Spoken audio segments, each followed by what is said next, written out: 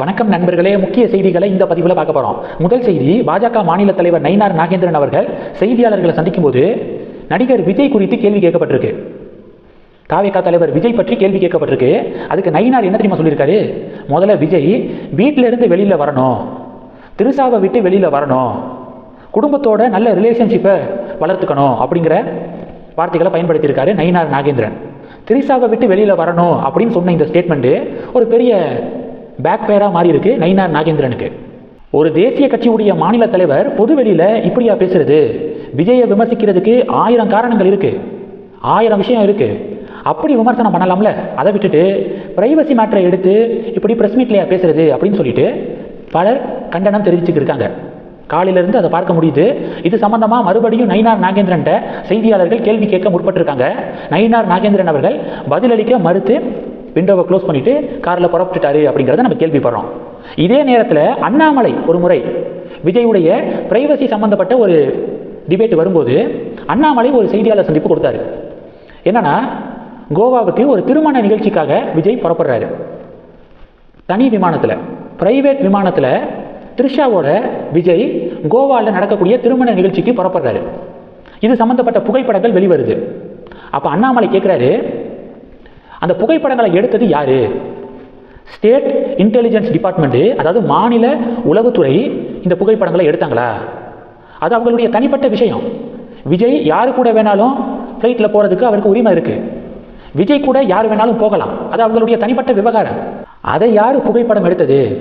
State intelligence department புகைப்படம் எடுத்து அதை திமுகவுக்கு கொடுத்து திமுக பரப்புனாங்களா அப்படின்னு சொல்லிட்டு அண்ணாமலை கொஸ்டின் கேட்டார். இது சம்பந்தமாக விமான போக்குவரத்து அமைச்சர்கிட்ட இது சம்பந்தமாக நாங்கள் பேச இருக்கோம், கடிதம் எழுத இருக்கோம்.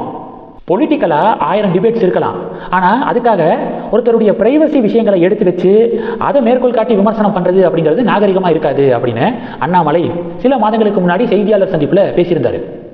அந்த வீடியோ இப்போ ட்ரெண்டிங்காக ஷேர் ஆகுது. இதுதான் கம்பேரிசன், இப்படி தான் ஹேண்டில் பண்ணணும் இது மாதிரியான விஷயங்களை. ஆனால் நயினார் அவர்கள் பொது வெளியில் இப்படி பேசுனது தப்பு தான் அப்படின்னு சொல்லிட்டு பலர் தங்களுடைய ஃபீட்பேக்கை கொடுக்குறாங்க. இது தேவையில்லாமல் கட்சியுடைய பேரை தான் டேமேஜ் ஆகும். காலையிலேருந்தே ஆரம்பிச்சிட்டாங்க திமுக. தமிழச்சி தங்கபாண்டியன் ஒரு ஸ்டேட்மெண்ட் கொடுத்துருக்காங்க. பெண்களை கண்ணியத்துடன் பேசுவதும் நடத்துவதுமே நாகரிக அரசியல் அப்படின்னு சொல்லிட்டு தமிழச்சி தங்கபாண்டியன் அவர்கள் இது சம்பந்தமாக ஒரு பதிவு, ட்விட்டர் பதிவு போட்டிருக்காங்க. பாஜக சொல்கிறாங்க, நாகரிக அரசியல் திமுக நடத்துதா? சிவாஜி கிருஷ்ணமூர்த்தி அப்படிங்கிற திமுக பேச்சாளர் பெண்களை எவ்வளவு கொச்சைப்படுத்தக்கூடிய வகையில் அவர் மேடைகளில் பேசியிருக்காரு, இப்போ வரைக்கும் பேசிக்கிட்டு இருக்காரு. அதை கண்டித்து ஒரு ட்விட்டர் பதிவு தமிழச்சி தங்கபாண்டியன் இதுக்கு முன்னாடி போட்டிருக்காங்களா? அப்போது நியாயம் அப்படின்னா எல்லாத்துக்கும் நியாயமாக இருக்கணும். தங்களுடைய கட்சிக்காரங்க பண்ணும்போது அமைதியாக இருக்கிறது, இதே இன்னொரு கட்சிக்காரங்க பண்ணும்போது கருத்து சொல்கிறது, இதுதான் முரண்பாடுகளுடைய மொத்த உருவம் திமுகன்னு சொல்கிறது அப்படின்னு பாஜகவினர் தமிழச்சி தங்கபாண்டியன் அவர்களுடைய பதிவுக்கு பதிலடி கொடுக்குறாங்க. இதெல்லாம் பேசுபொருளாக மாறி இருக்கு. அப்போது திமுக பார்த்தீங்களா, நல்லவங்க மாதிரி அவங்க இப்போ ட்ராமாவை ஸ்டார்ட் பண்ணிட்டாங்க.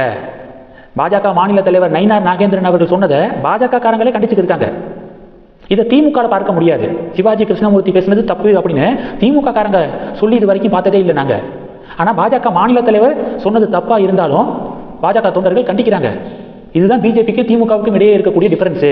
அதனால இனி மாநில தலைவர் செய்தியாளர்களை சந்திக்கும் போது கவனமாக வார்த்தைகளை பயன்படுத்தணும் அப்படின்னு பாஜக தொண்டர்களும் அட்வைஸ் பண்ணுறாங்க. இதெல்லாம் ஒரு பெரிய பேசுபொருளாக மாறி இருக்கு. இது ஒன்று.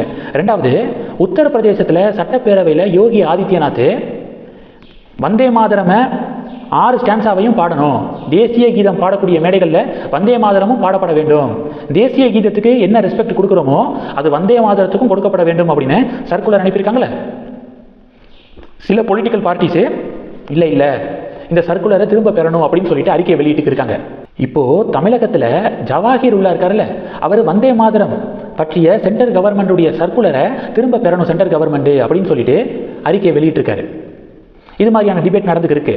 இப்போ யோகி ஆதித்யநாத் யூபி அசம்பிளியில் என்ன பேசியிருக்காருன்னா, வந்தே மாதரத்தை எதிர்ப்பவர்களை காதை பிடிச்சி திருவி வெளியேற்றணும், வெளியே தூக்கி வீசணும் அப்படின்னு சொல்லிட்டு பேசியிருக்காரு யோகி ஆதித்யநாத். யோகி ஆதித்யநாத் அவர்களுடைய இந்த பேச்சு கவனம் பெறுது. மூணாவது, ஒரு வீடியோ ட்ரெண்டிங்காக ஷேர் ஆகுதுங்க. ஒருத்தர் இலையில கிராஃப்ட் பண்ணியிருக்காரு, வேற லெவலில் இருக்கு. ஸ்ரீராமரை ஹனுமான் அவர்கள் வணங்கக்கூடிய ஒரு புகைப்படம் மாதிரி இருக்கு அந்த கிராஃப்ட். சாதாரண ஒரு இலையில பண்ணியிருக்காரு. அது சம்மந்தப்பட்ட வீடியோ இன்னைக்கு இந்திய அளவில் வைரலாக ஷேர் ஆகிருக்கு. எப்பேற்பட்ட திறமை பார்த்தீங்களா? ஒரு இலையை செதுக்கி பகவான் ஸ்ரீராமரை ஹனுமான் வணங்குற மாதிரியான ஒரு கிராஃப்ட். வேற லெவல். இந்த செய்திகளை பற்றி உங்களுடைய பார்வைகளை மறக்காம கமெண்ட் பண்ணுங்க. தொடர்ந்து கணக்கில் இருங்க. அடுத்தடுத்து நிறைய பதிவுகளை பார்க்க போறோம். நன்றி. ஜெய் ஹிந்த்.